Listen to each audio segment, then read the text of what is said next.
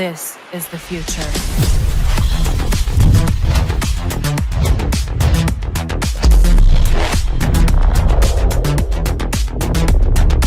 Evolution. Okay, I think that's good.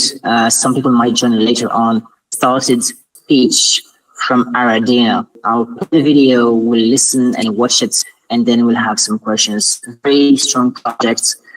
Gaming ecosystem, they also have a game, and I'll see some of the game as well. So I will share my screen and play the video.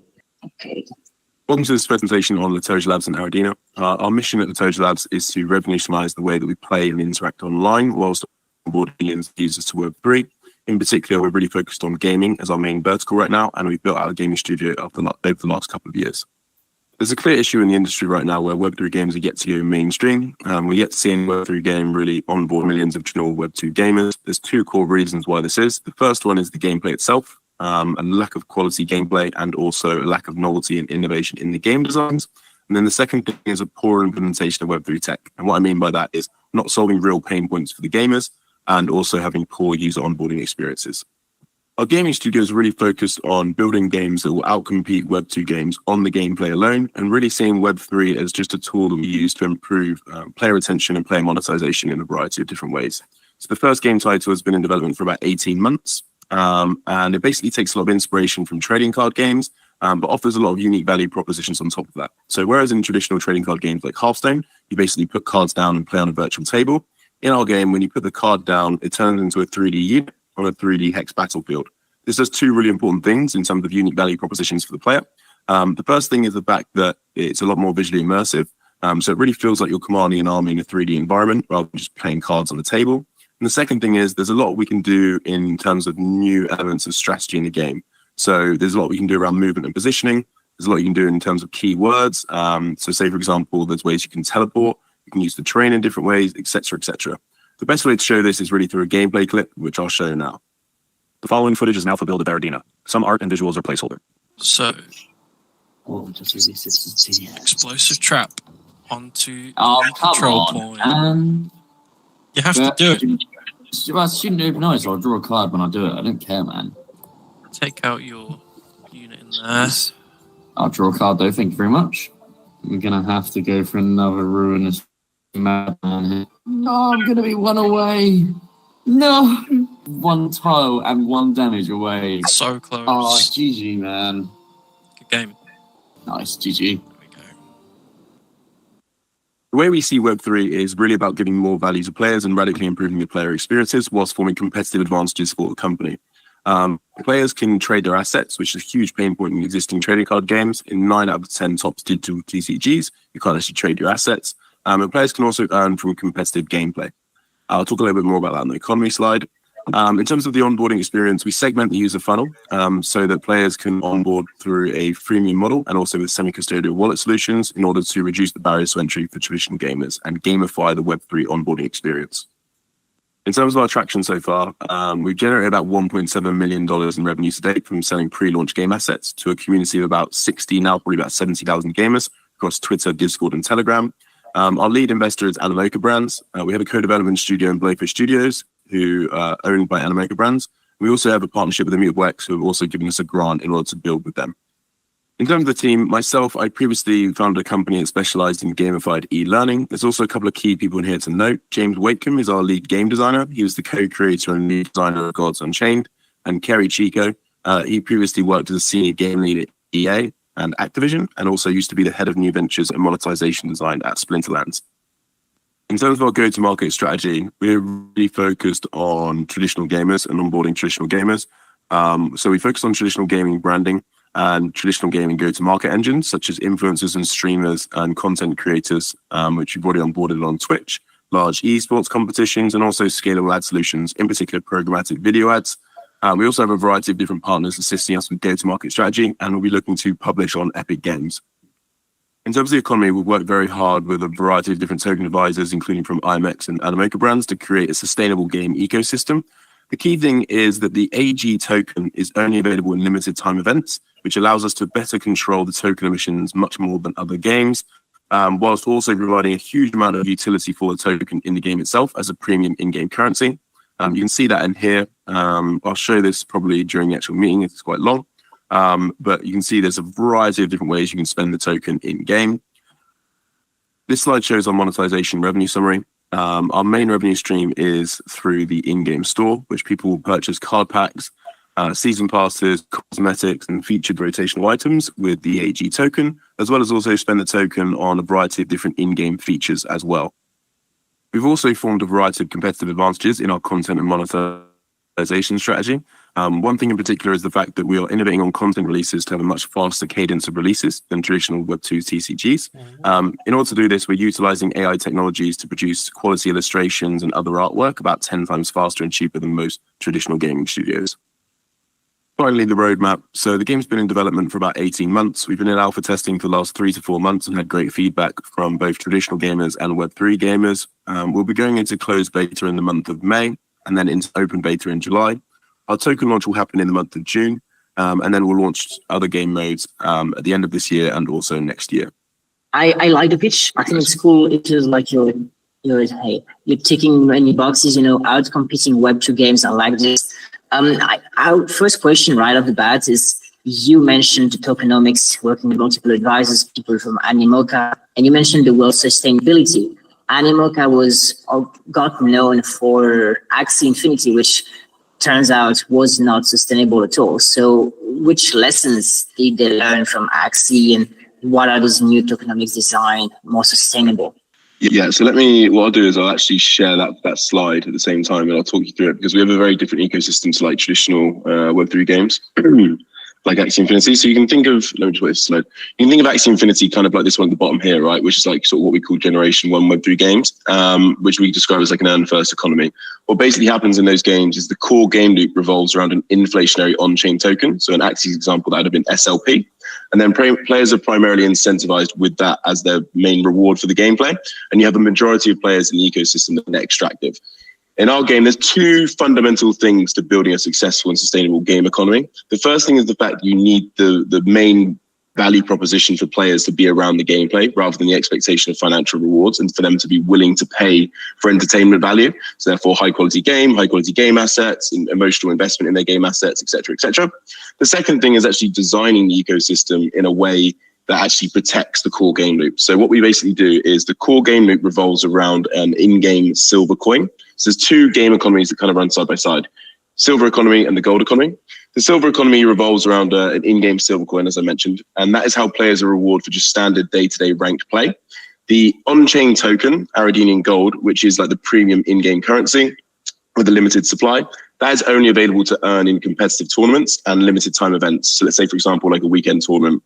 So it allows us to control the distribution of token emissions way, way better than a game like Axie Infinity. All right, makes sense. I had a more generic question, I guess. I mean, again, everything you said makes sense, but when it comes to reality, why do you think there is no very popular, sustainable Web3 game, or at least Web2 game with, Web3 design, like tokenomics or whatever? Because there's lots of smart people working on it. So why is there nothing like this? It feels like it's very hard.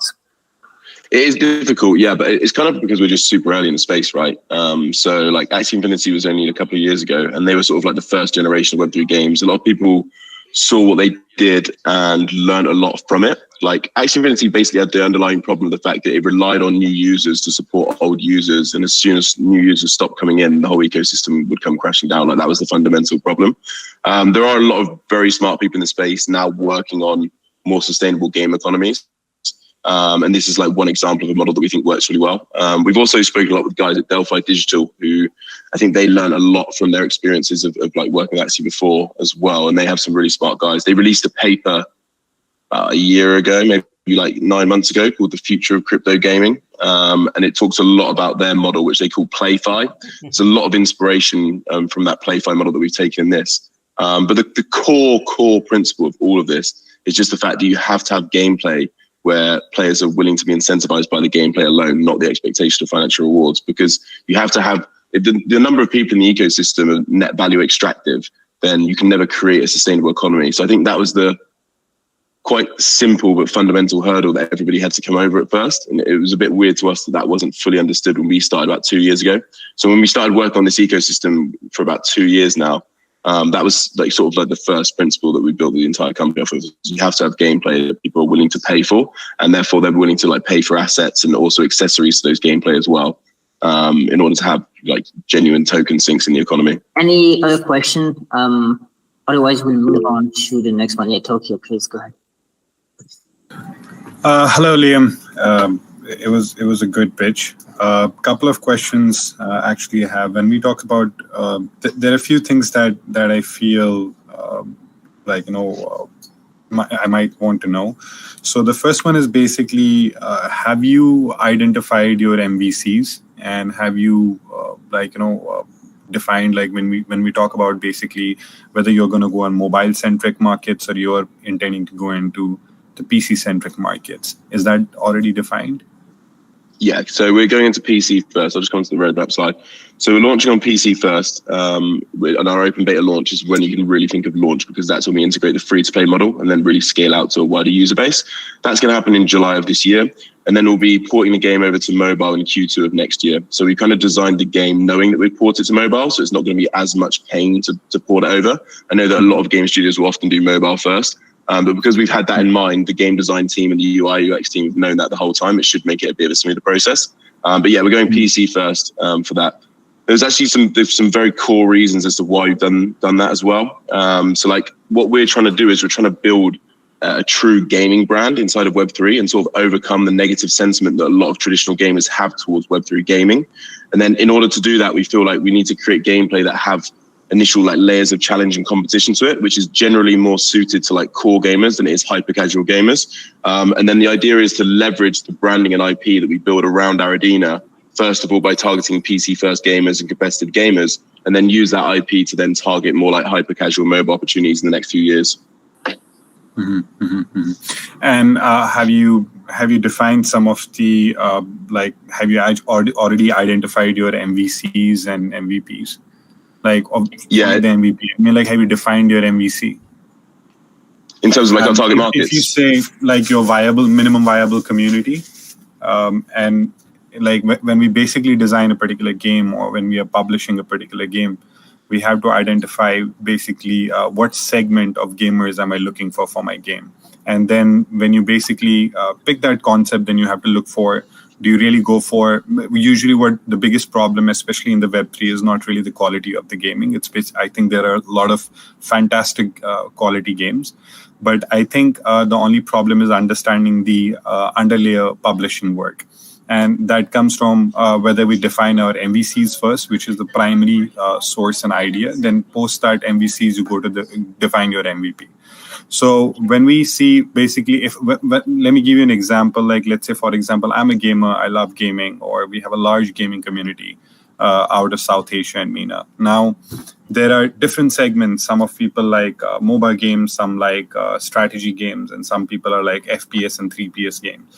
And mainly when we talk about most of the regions like South Asia or anything, you mainly will find it's a mobile-centric market. You have around 87-88%. So thus the conversion on the PC games is very low. Now, what we do is like we define out of these different segments of the game. We understand that, okay, I have a vision for basically a mobile game or something similar to a first-person shooter game.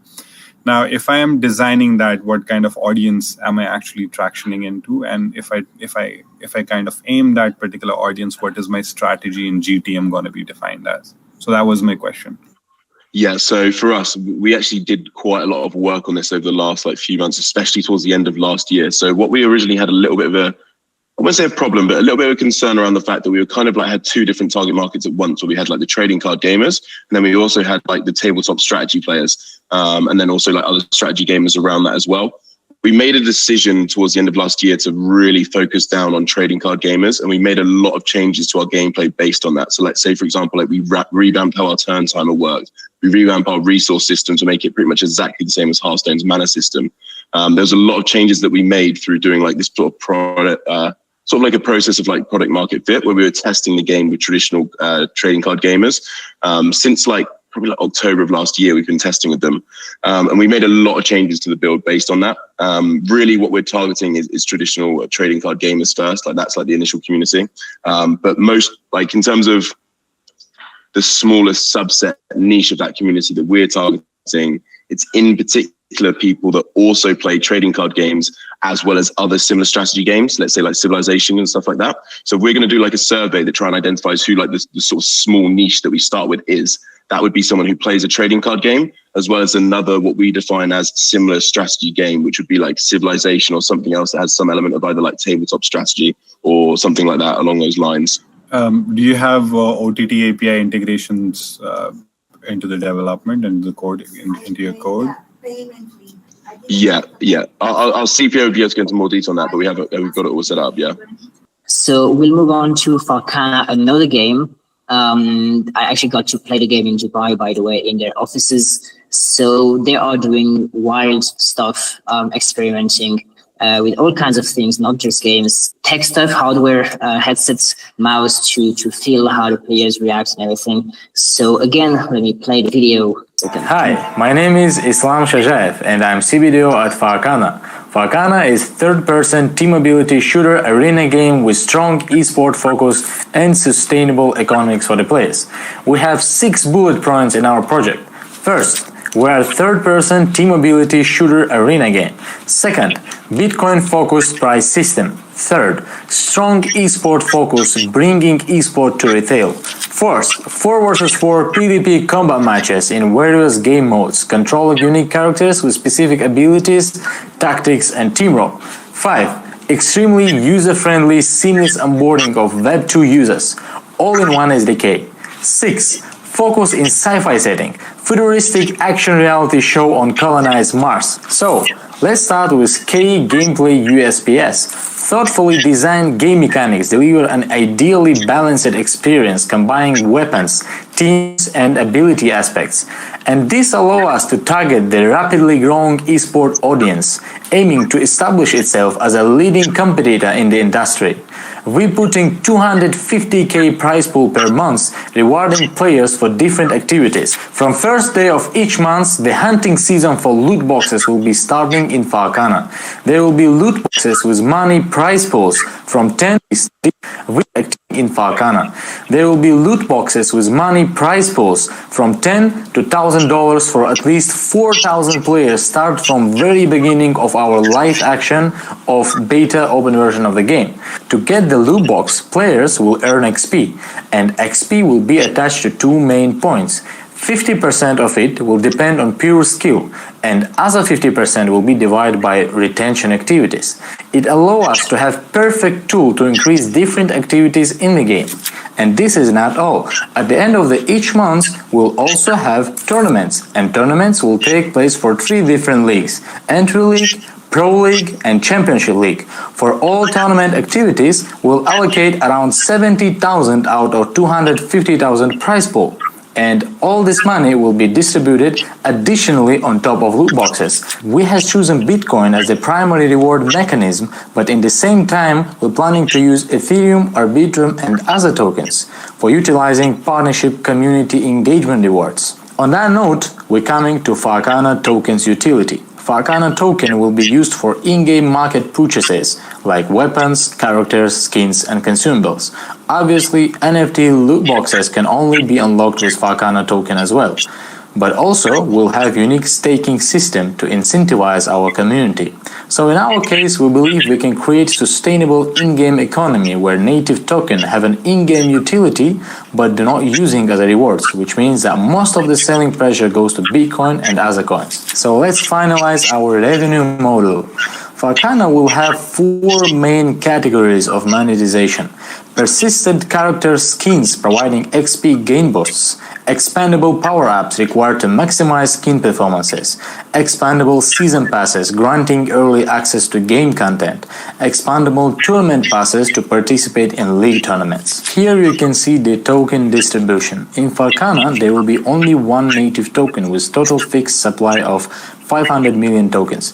38% of tokens will be distributed for pre-sale in seed, strategic, and public rounds. Team will have 15%, the treasury is 44%, and 3% for advisors. Coming to roadmap, we're now at Q2, and as our next step, we're announcing the first ever playtest event with Bitcoin prizes at the end of this week already.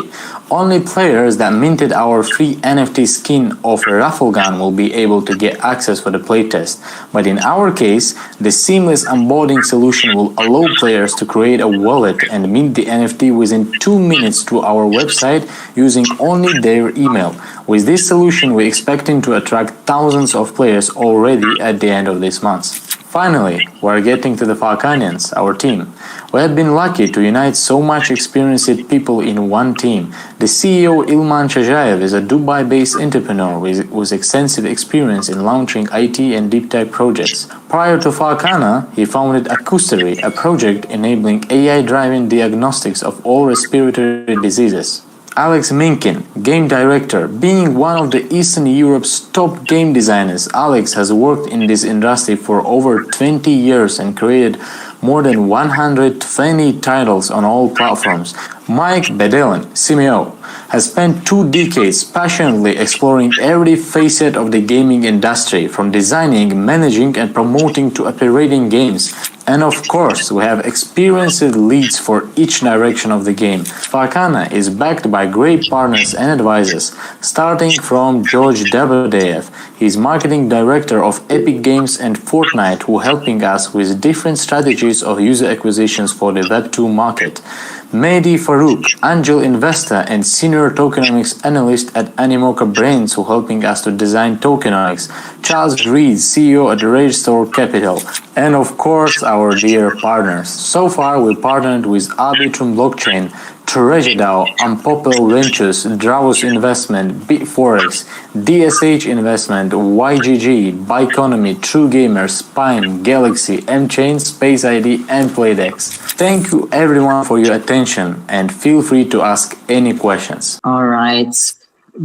Before the question, Islam, welcome. I've seen you. Yeah, you're here. Nice. Would you like to show your screen and show a gameplay video? Yeah, that would be great to have this opportunity. Just give me 1 second. I'll put it. It will be easier to see the product itself in live. Sounds good.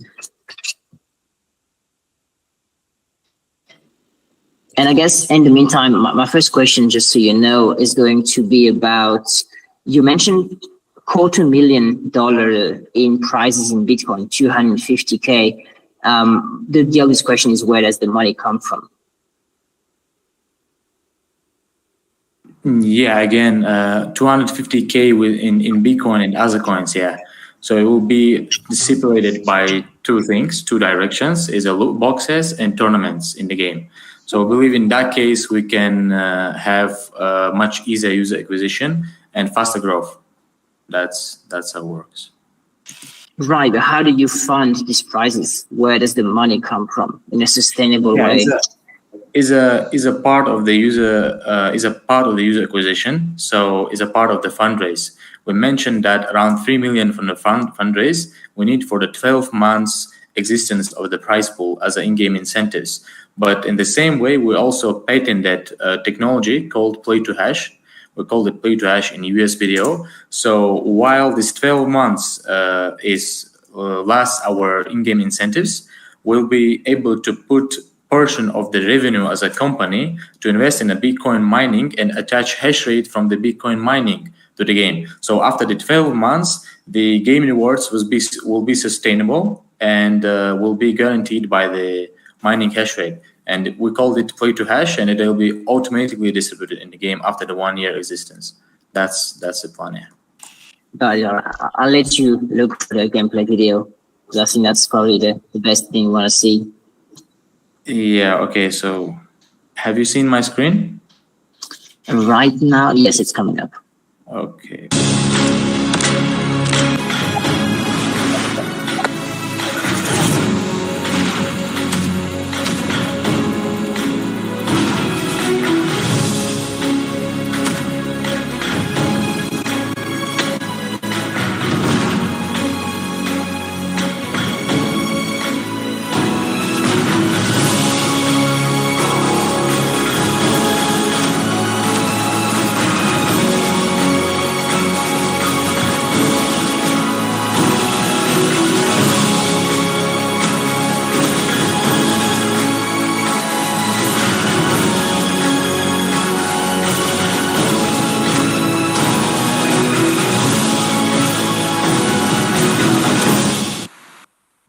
Yeah, here it is.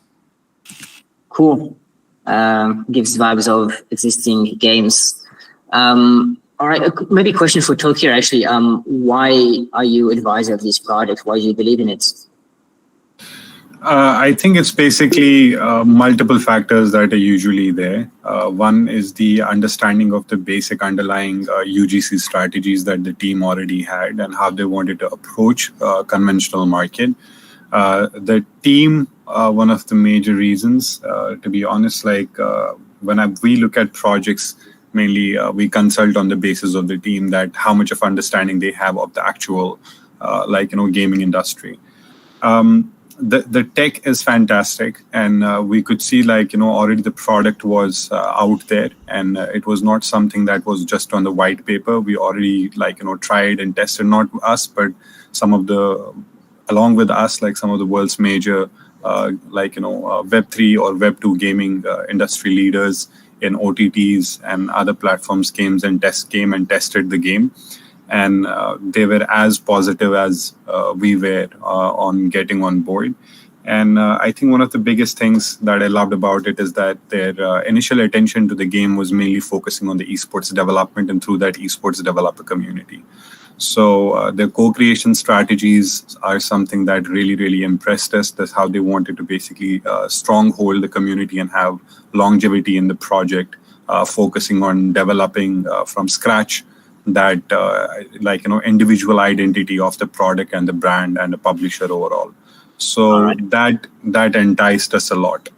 All right, so let me ask you why the genre might be quite crowded at the moment. Why do you think there is room for a new player? Again, what can be crowded? Like some people might. The third-person shooter game. Oh yeah, definitely. So yes, the whole vision was obviously from the team. We have quite a strong team in the development to develop a lot of games, and we definitely was wanting to do shooter, and we're thinking what we can get from this space. It's not usual for the Web3 space when you can attach the Web3 economy for the TPS games, but actually we have learned from the mistakes and failures and the successful sides, obviously from the biggest titles like Overwatch, Valorant, Fortnite, and the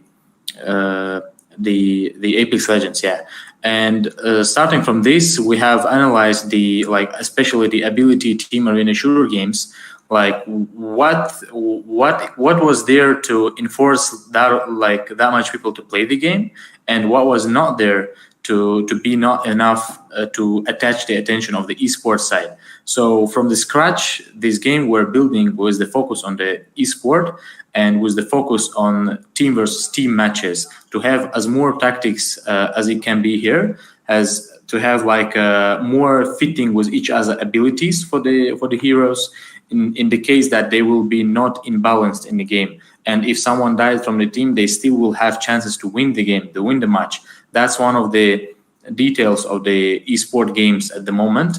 Why sometimes some games are not successful in the esport. Why we're targeting esport from the start is because any game life cycle is have been much more longer, 2-3 times longer when you get to the esport. And it's let's say it's the best way to exist on the market in case of getting feedback and player database. So we believe esport is the directions that we need to go from the start. Got it. Esports as a go-to-market strategy. All right, awesome. Thank you, Islam, for the answers. We'll move on to our third project, Ondefy, coming from Switzerland. Gauthier, the CEO, is here. Again, I will play the video, and then we'll have a few questions. Hello, everyone. My name is Gauthier. I'm the founder of Ondefy. Before I started this incredible journey, I used to have an agency here in Switzerland, which helps startups raise over $10 million. I sold that company because I was really early in the DeFi days, and I saw that accessing on-chain tokens was really difficult for retail users. So I built together a team with people who have worked at Google or even won multiple ETH Global hackathons. So let me show you what we do, and let's jump right in. So what is Ondefy? We are the super app enabling DeFi for all. But before I'm going to show you how we're going to get there, let's just look at the market today. There's around 5 million DeFi users and around 300 to 400 million crypto users and most of them are sitting on centralized exchanges. But why are they not using DeFi? It's very simple. Today, DeFi is inaccessible and hard to use. The market is completely fragmented and new users don't know what they're doing. So why would someone get into DeFi? If you remember about yourself, what was the first operation you did when you got on chain, you will remember that you bought a token on a decentralized exchange. And in most cases, that's the reason why people decide to use DeFi. It's because they cannot find a token on a centralized exchange and they start trying to find a solution to get that token they want. And Pepe Coin is a great example. You know, yesterday I was on Twitter listening to a Twitter space about Pepe, and they were just talking about how hard it is for a user who just have like a centralized exchange account and trying to get that specific token. So in most cases, they will look, they will not find a specific pair, and then they will go and type it on Google, buy Pepe token, and they will fall under these very complex step-by-step tutorials in order to get that token. Meaning they will have to download a wallet, save the seed phrase, go on a DEX, go and find the right token, the right liquidity, and then do the transaction, maybe have the failed transaction because of the gas. So all these procedures is just very, very complex for a newcomer. So today we've created a very simple solution. You can buy any token you want with just a credit card and an email address. Everything is managed for you. We pay for the gas fee, we find the right liquidity and the token you want. So this widget is integratable into any dApp, meaning tomorrow, if you're launching your own token, you can integrate this widget and you can make your token accessible with fiat in just one transaction. You can customize it with your own colors and choose the way you want to add it. So after the user has bought his first token, he can come to our super app. He can view his wallets, he can generate yield, or he can swap into another token while providing for him the best price through our MetaDex aggregator and paying for the gas fees so that the user does not have to manage this. So as of now, we have 2 to 3 features, but the goal is to aggregate all of DeFi and leverage account abstraction to provide a seamless experience. So how are we going to create this vision of a DeFi super app? Right now, we're really focused on this widget in order to onboard users and then make them come to our super app and see that they can access a wider range of services.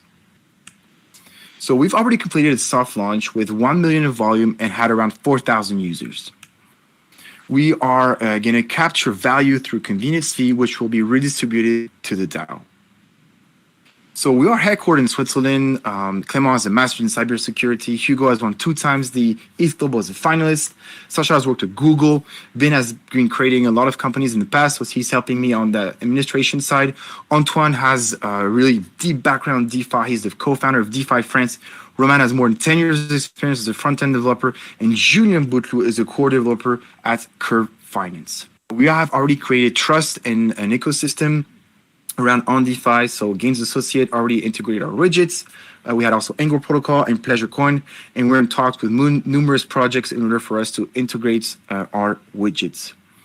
So as of right now, our round is getting oversubscribed. We have onboarded all these angels investors and venture capital. We've also obtained a grant from Polygon and Unstoppable Domain. All right, so let me know if you guys have any feedbacks or questions. I'm here to answer anything you have. Thanks. All right. That was great. So, hey, Gauthier, welcome. First of all, I have several, as you mentioned, I love the idea. We have integrated it for gains. Allowing anyone to easily get into a token is great. That's your first product, and your vision is to onboard people in your DeFi super app. First question would be about your way of onboarding users. And do you have competitors, other websites that also allow people to easily buy any token with a credit card and an email? Yes. So for onboarding users, we have built this widget, as we know that it's the pain point for people entering into DeFi.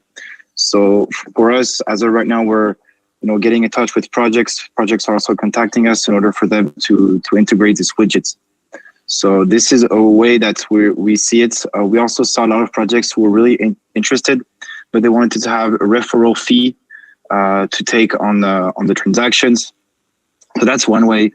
Also, we are onboarding KOLs as of right now, and also preparing an NFT collection in order to have quests and different types of operations that people will have to do on the super app to onboard users.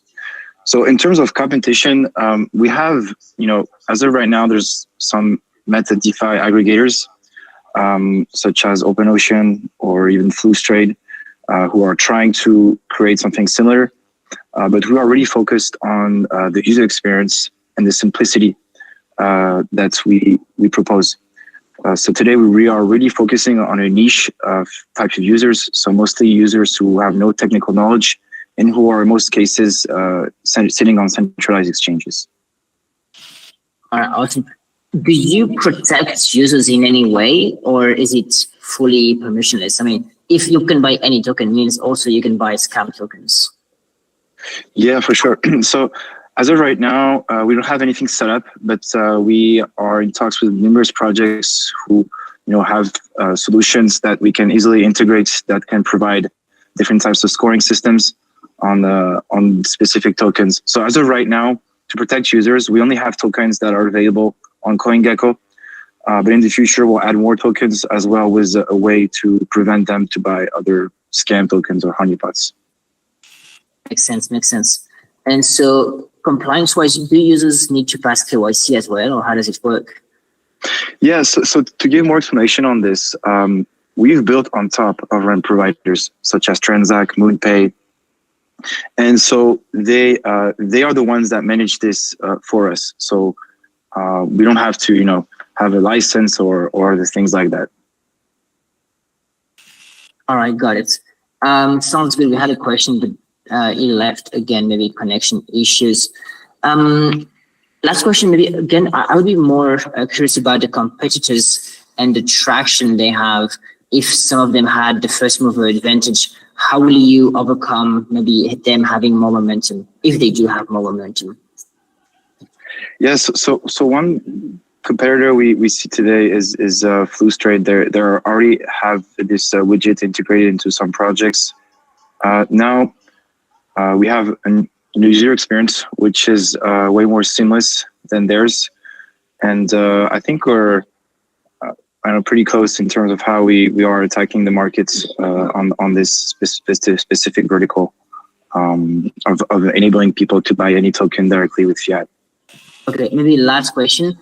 Are you able to explain in which ways your user experience is more seamless than theirs?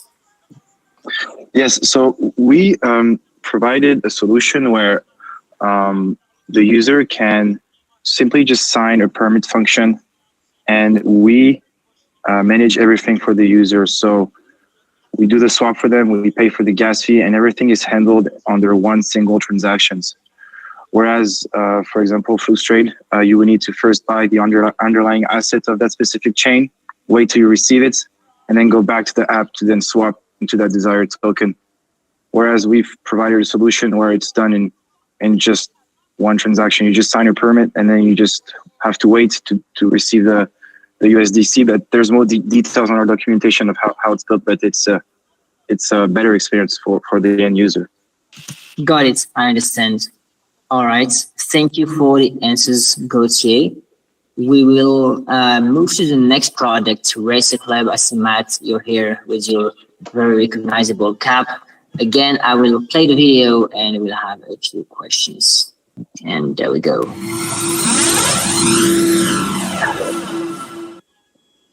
Hi everyone, I'm Matt. For the past year, my team and I have been working on a one-of-a-kind GameFi infrastructure called Racer Club. Our infrastructure is aimed at solving a serious problem encountered by almost every NFT project founder and holder in existence today. Our idea is to bring to life NFT characters from projects such as Azuki, MAYC, Goblins, Doodles, etc. through an immersive experience where they'll be able to create their own racer clubs and grow the value of their NFTs through racing gamification. When we shared this idea to our network back in September, we were able to sign thousands of interested players from over 500 communities, including most of the popular ones known today. Do you know why they signed up? For starters, most of these communities already have game nights with their holders, but none as highly connected as what Racer Club offers. Secondly, Racer Club is not any generic game. Each racer club built in Unreal Engine is called their own. MAYC Racer Club, Goblin Town Racer Club, etc. And players from each of these clubs will have all stats and XP saved to their own legacy NFTs, so that ultimately it can grow the value of what they already own. Now, I told you my name before, but let me tell you who I am. I'm Matt, but most people know me as Toastpunk. I have worked with over 150 different NFT projects, helping them launch and grow their NFT communities. Some notable ones include Nima Jr.'s NFTs launched during the Qatar World Cup 2022. And just recently in March, we did a deal with Alpine F1 racing team in collaboration with Binance to roll out their NFT race program. I've also built a strong and loyal fan base of genuine followers, approximately 125,000 across all Twitter accounts. And I'm also an active member in several DAOs, alpha groups, and Twitter circles. But enough about me. Let me tell you where we are heading. At the start of May, we launched an exclusive Racer Club VIP Fan Pass drop on the Binance Launchpad. We sold out the full IGO allocation in 23 hours and raised $100,000. Our next step is two other things that is happening this month. We will launch the game servers which will allow for legacy NFT holders to prepay their Racer Club license to set up their clubs. And at the tail end of this month, we will also have the live playable Toastpunk Genesis Racer Club, the very first club of the 2,500 clubs played by the Toastpunk community. For those that preload their clubs earlier, they can almost be certain to be included in the first tranche of clubs incubated. By September, we will have 50 elite clubs racing. And by October, we aim to have the R Club token launched. That way, we will be able to open up the gates for all other clubs to be formed from that moment onwards, and will be managed and governed by the Racer Club DAO. And we will set up yearly crossover esports tournaments to grow Racer Club for a mainstream audience. The Racer Club ecosystem is divided into three parts to ensure that we can pave the way to esports. Managers will create and run their own clubs. Players will compete in their own clubs, and fans will be able to watch and support their favorite clubs.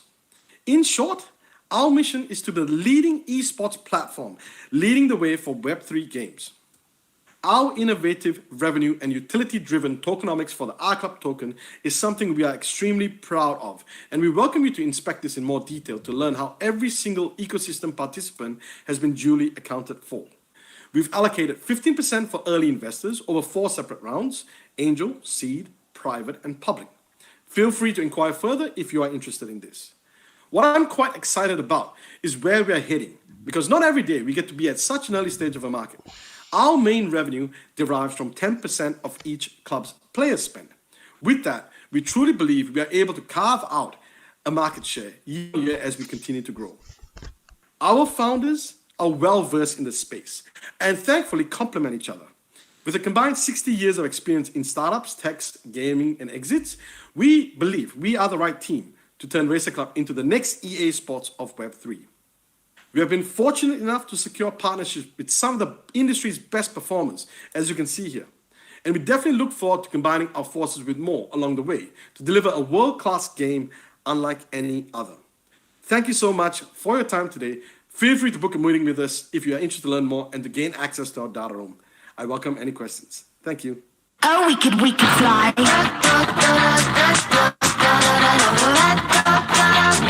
we could fly.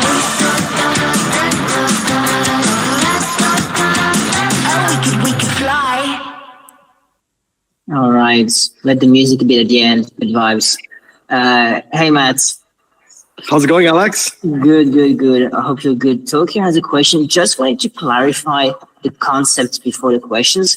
Is it some kind of Trackmania for NFT collections? Well, it's kind of more like the, I would say, F1 kind of club style, setup for each NFT collection, which is personalized to their own for each and every game. So it's like mini games within a big game. All right, got it. Tokyo, go ahead if you have a question. Quick question: are you guys mobile centric or PC again? And do you consider yourself more of a casual gaming idea or like a general AAA tier? Okay, great question. So, no, we are not mobile at all. We're not casual. It's more competitive race gaming style. The reason is, we wanted to head down the esports line, and we got in touch with obviously the Esports Federation here in Australia, and we got the specifications basically on ensuring that the games can be compliant with those tournaments and measures there. So yeah, we are like a Valorant, League of Legends kind of style, downloadable on PC only. Cool. No, sir. Totally. Usually has follow-up questions, so I'm remaining silent. I think we will ask more questions maybe over Telegram or something. So I wouldn't take much of the time of the space. We love it. Thank you so much. Cool. So just clarify. So what is the status of the game? You said it would be live for Toastpunk holders, right? Correct. So, we've got the wireframe. So because we initially, when we initially started, we built one single game, but then now we built the wireframe. So we've got a component of it called the game servers, which is so to counter the web browser and the mobile sort of thing, we allowed for our ecosystem users like managers and fans to use web browser and mobile, like mobile to view these live races and web browser to manage the crypto aspect of the game. So yeah, the first game, I would say we didn't make it a full version. We made it just like a half version, just so that the Toastpunk community can test it, and we know that how it goes from that. That'll be ready by the end of this month. Cool. I guess racing games. I mean, I'm not sure, but I'm just wondering if it's not too much of a niche. It's definitely a niche, okay? Because it is like, either you got battle, you got MMORG, you got, racing, all of that there. But it's because, I guess, a lot of the communities that we already identified and we got relationships with, they already play things like Smash cards and, all that kind of stuff where they already got some sort of form of racing and some sort of form of car driving kind of thing, right? And we also being like a lot of the founders, you find out we are from the motorsports land. We got really good connections with Red Bull Racing and various other, kind of motorsports faculties. So from our perspective, yes, it is niche, but it is something that we realize that it's easily added on for communities, NFT communities. They don't have to make it like a big metaverse kind of thing. It's an easy sell basically to these NFT communities. Say, hey, do you want a racing game? Cool, we can build an Unreal Engine one for you. It's low cost, it's quick, it's fast to get up and running. And that's why we focused at racing to start with. Got it. And then there's going to be more, but I guess it's a combination of niches, which at the end might be quite a big niche if multiple NFT collections do race. Correct. And the long-term roadmap, I'm not saying anything right now because we're going to focus on what we got to focus right now. But obviously we call it Racer Club. You can easily make Battle Club, Fight Club, all that sort of stuff later on. But we got to prove the model first. Like everything I believe in this space is an experiment. So, if this experiment is successful, then we know how to scale even further from that after that. Sounds good. Like the honesty and just taking it, one step at a time, what's in front of us. Awesome, Matt. Well, guys, it was a pleasure hearing all these pitches. I want to thank again all the partners, the VCs, the advisors and everyone, and also congratulate the entrepreneurs who came in and pitched. To be honest, all the pitches today were great. I love them. So thank you, Liam, Islam, Gauthier, and Matt. Oh, yeah. Please go ahead, Matt, if you want to say something. No. I actually pressed. I was gonna look for a reaction emoji. I pressed the hand up, but I just want to say thank you, Alex. Great event tonight. Well done, mate. Cool. Yeah, great, Alex. All the recap will be shared with everyone. Any connection will be made. Let's build value, move forward, build products, and kick some ass. Thank you, guys. Again, wish you a great rest of the day or night, and see you soon.